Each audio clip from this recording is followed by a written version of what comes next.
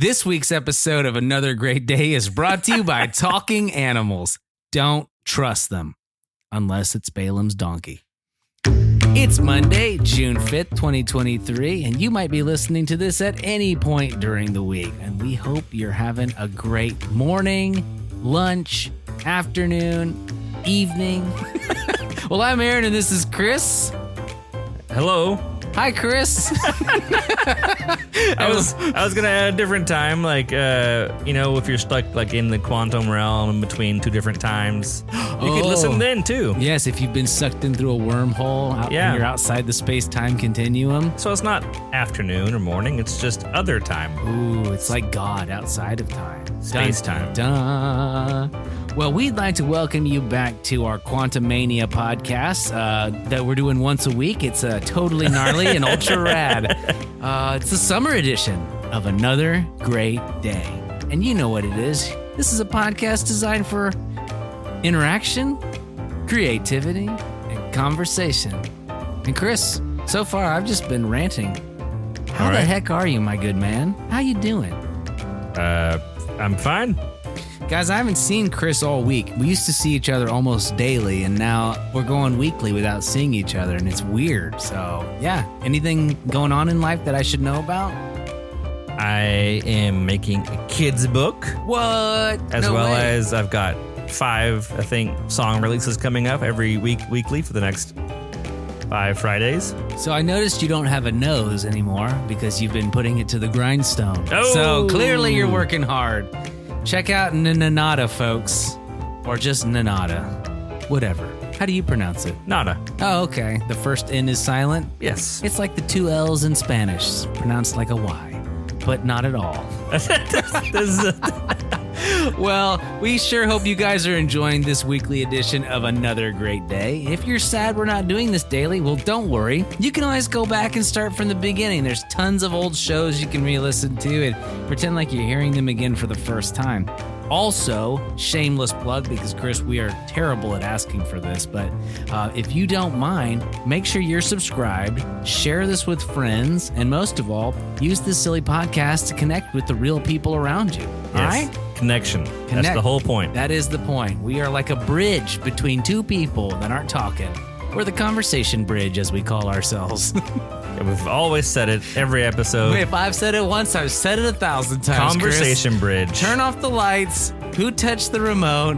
And conversation bridge. All right. Well, Chris, the real question is, are you fully prepared for our weekly version of Tuesday Clues Day? That's right, Tuesday Clues Day. This is the game where I give Chris 3 clues and see if he can guess what this thing is. I think next time I should just write the script before you do so I can give you 3 clues. I like that. All right, well, here we go. Chris, get your thinking cap on, get your thinking shoes tied, put on your thinking gloves, and comb your thinking beard. Yeah, why is there a thinking cap? That makes no...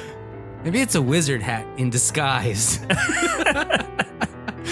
right, first clue is, and listeners, you guys feel free to play along too, all right?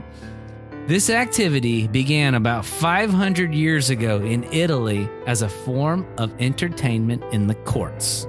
Court? What do you mean by court? That's all I can tell you. The courts. Okay, carry on. Not judicial. Okay. Non-judicial courts. Okay. So think castles, squares. Courts. like kings court and queens gesture. might have a court to just meet with people and hang out. Yeah. I said court gesture, but it's jester. So I want to correct that right now. Okay, so the activity began about 500 years ago in Italy as a form of entertainment in the courts. Okay. Number 2, the males within this activity typically lift over 1.5 tons worth of their female counterparts during this activity. I know that's a really weird clue. It is. 1.5 tons? During this activity, typically, if you add up the amount of times the males are lifting the females, it equals about 1.5 tons. Okay. All right? Bear with me. Number 3, Most females in this activity will wear out 2 to 3 pairs of shoes per week. So at this point, I'm going to ask you, what is this activity? You get 3 guesses. The only thing I can think of is dancing. I will say you are Is the close. category too broad? You are on the right track. Okay. So as your first guess, I'm going to say ding, on the right track.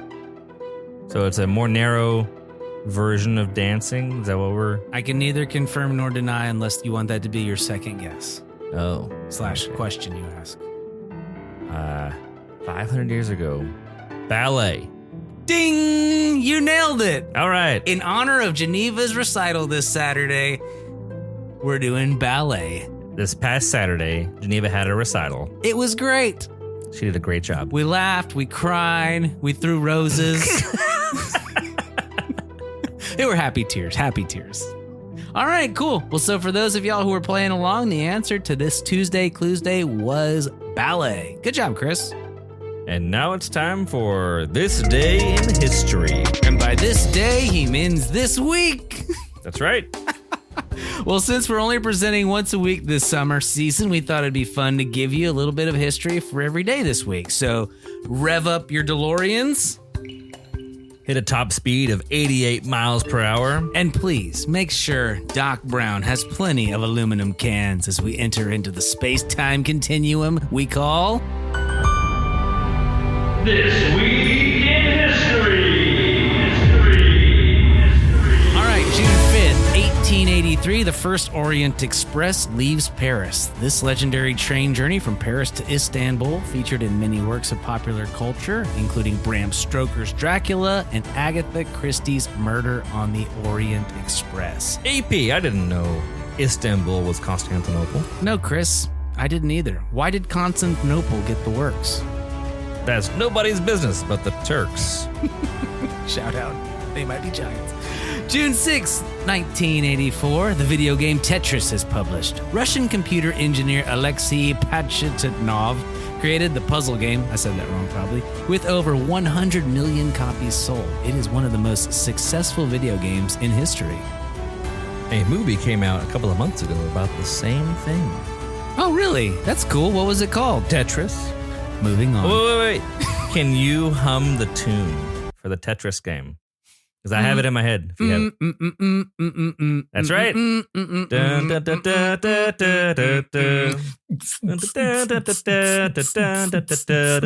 Keep going. Ready? Break it down. What? Go full Skrillex on it. All right. June 7th, 1968. This will be Wednesday for those of you keeping track. Wait, 1968? Yes, 1968. The world's first Legoland resort opens. The Legoland in Billund, Denmark was the first of 6 theme parks based around the Lego interlocking plastic bricks. Billund is home to the Lego Group. Chris, do you think it's hard to write a book inside Legoland? Maybe. Why? Just seems like the perfect place for writer's block. Oh dear. I'm going to block this joke from my memory. All right. Did you know that Lego has a corporate division? This is great for our young listeners. No, They please have tell me. professional development activities where people bring from Lego come and they do Lego activities with you. Like I'm working at a pharmacy and my pharmacy sponsored a Lego event? You have a team and they give everybody Lego sets and they say, make a Lego thing that kind of represents your role in this team.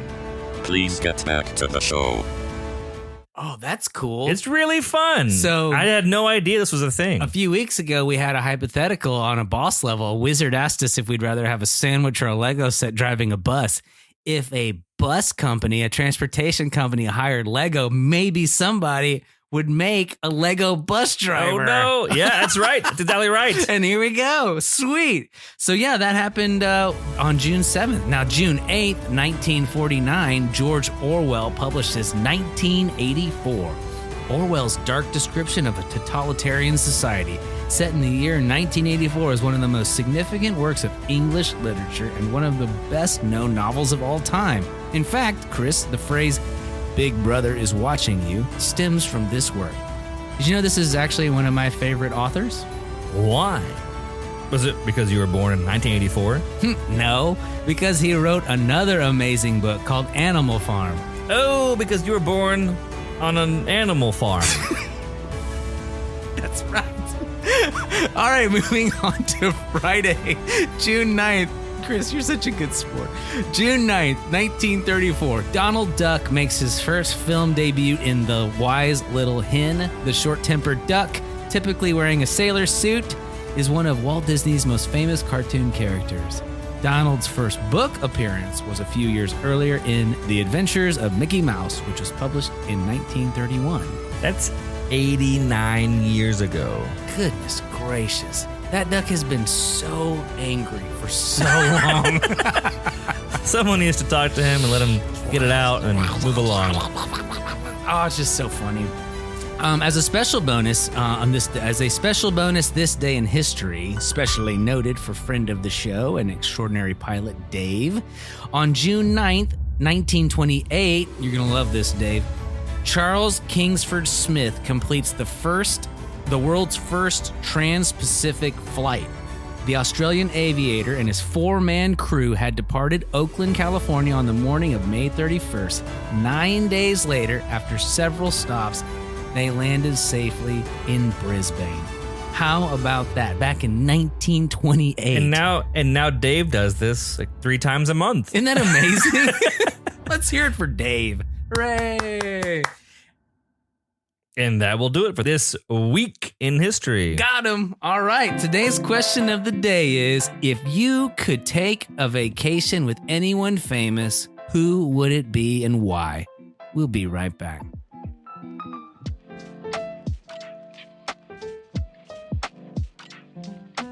All right, welcome back. We hope you had a great talk or a great thought with that one. So what we're going to do today is I'm actually going to pick Chris's for him, and he's going to have to explain what his vacation might look like with this person and scenario that I've chosen. Okay. And same for me with him. So here we go. I've got one for you if you're ready. Go. All right. You're going to the beach Oh, all right. with Colonel Sanders.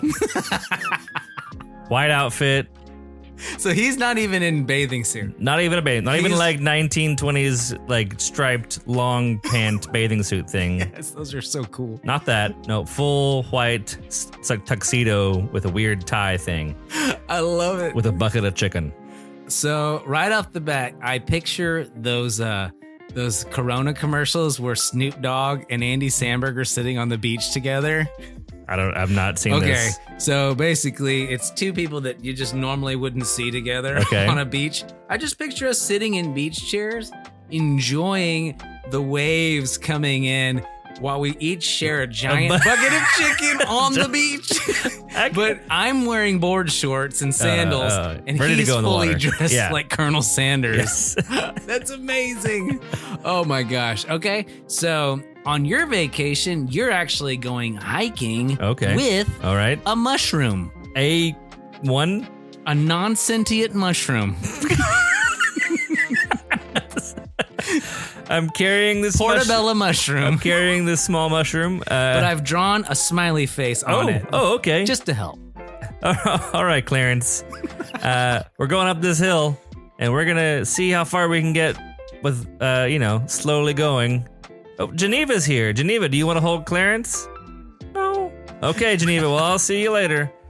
Yep, that's about how it would go. Me and the mushroom. Oh, great talk today, Chris. Well, I think that's fun. I hope you guys had a good time with that. And feel free to throw a fast one at those people in the car or around you when you're asking these questions. Well, everybody knows mushrooms are famous. They are. So is Colonel Sanders.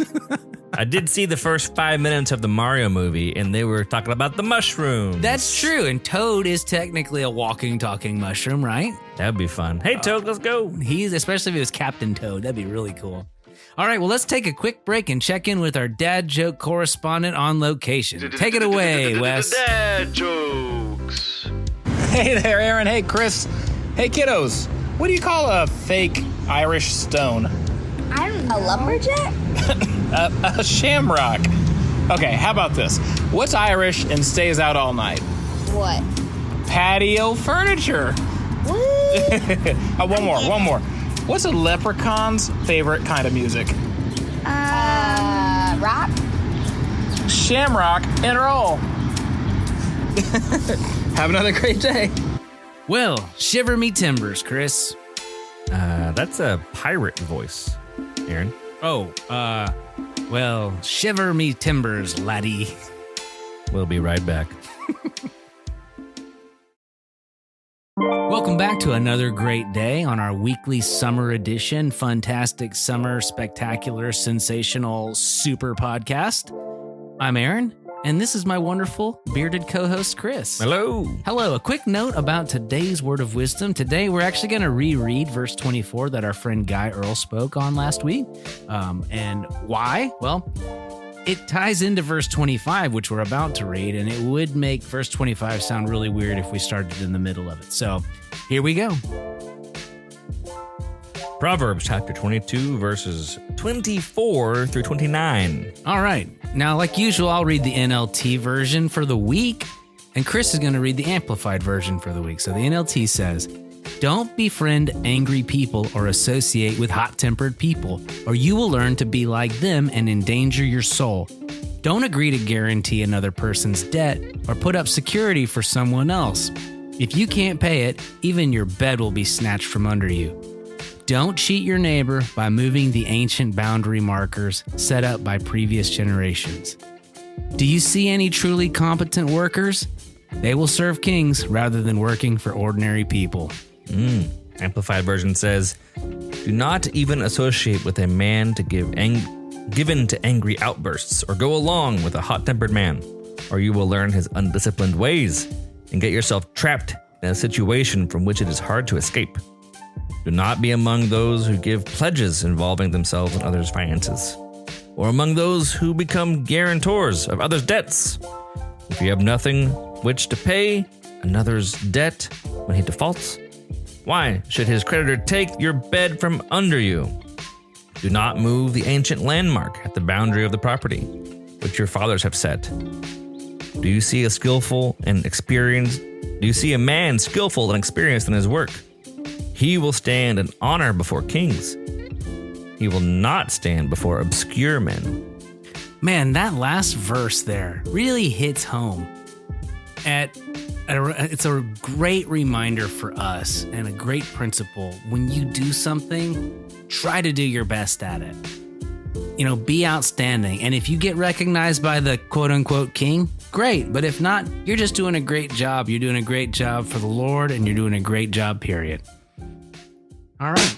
Well, that'll wrap things up for the week, folks. Let's hit the music and call it a week. I'd like to give a good and big shout out to my co-host, Chris, for all the hard work he's doing, putting the late night hours and that nose that's been put to the grindstone. Thanks, Chris. You rock. I would also like to thank all of you listeners for sharing the show and engaging with us on all of our Q&As and silly skits that we're doing. Our mission here is to encourage interaction, creativity, and conversation.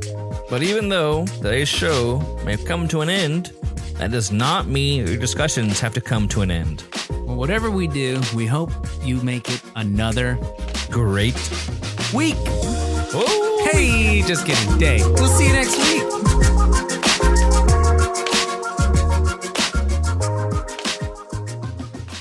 Again. All right, we are recording. All right, this episode of Another Great Day is brought to you by Talking Animals. I messed it up already. This weekly episode... Nope.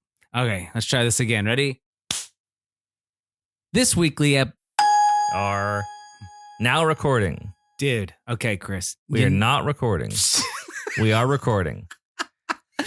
I zoom out and I can't see the little bitty Enhance. thing Click, it click, click. makes. Enhance. But then I zoom in and I can see all of our audio. We need like a person be like, computer, like Picard would do on Next Generation. That's what people do. They hire the audio engineer to, audio engineer podcasts. Oh. Like You're that's a right. whole job. Yes, we kind of are the guerrilla warfare podcast, dude. So okay, the sponsor where I said don't trust animals unless it's Balaam's donkey. Do you know this story from the Old Testament? I have heard of it from the Old Testament. All right, dude. I think this is worth us actually putting maybe at the end. Here we go. Numbers 22, 21 through 39. And I don't know if we should. I'll just read the whole thing. We'll cut whatever we need. It says, so the next morning, Balaam, a person, got up, saddled his donkey, and started off with the Moabite officials. But God was angry that Balaam was going, so he sent the angel of the Lord to stand in the road to block his way. As Balaam and 2 servants were riding along, Balaam's donkey saw the angel of the Lord standing in the road with a drawn sword in his hand. The donkey bolted off the road into a field, but Balaam beat it and turned it back onto the road. Dang, Balaam. Then the angel of the Lord stood at a place where the road narrowed between 2 vineyard walls. When the donkey saw the angel of the Lord, it tried to squeeze by and crush Balaam's foot against the wall. So Balaam beat the donkey again. This poor donkey. Then the angel of the Lord, this is how patient God is. This is so amazing.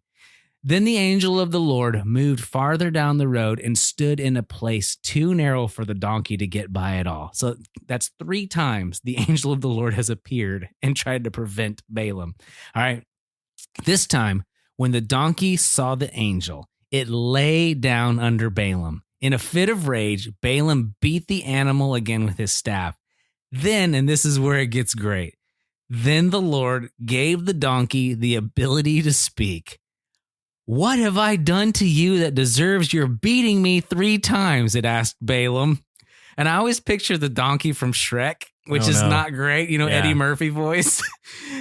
You made me look like a fool, Balaam shouted, which is awesome because he responded to the donkey as if he didn't just hear the donkey speak. Balaam shouted, if I had a sword with me, I'd kill you. But I am the same donkey you've ridden all your life, the donkey answered. Have I ever done anything like this before? No, Balaam admitted. Then the Lord opened Balaam's eyes, and he saw the angel of the Lord standing in the roadway with a drawn sword in his hand.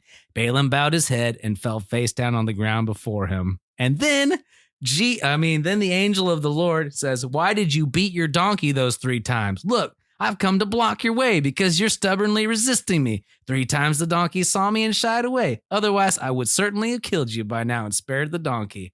Then Balaam confessed his sin. Said, I sinned. I didn't realize you're standing in the road. I will return home. So Wow. if it's not enough for the angel of the Lord to stop you, maybe a talking donkey will. So therefore, if your dog starts talking to you and tells you to repent, consider it. Consider it. Thanks, Chris. All right, we're recording, and Aaron is live here next to me. Hello, I'm Aaron. Today's episode is brought to you by ShamWow. ShamWow. Why sham when you could ShamWow? Why the wows? Why just sham when you could ShamWow? That's right.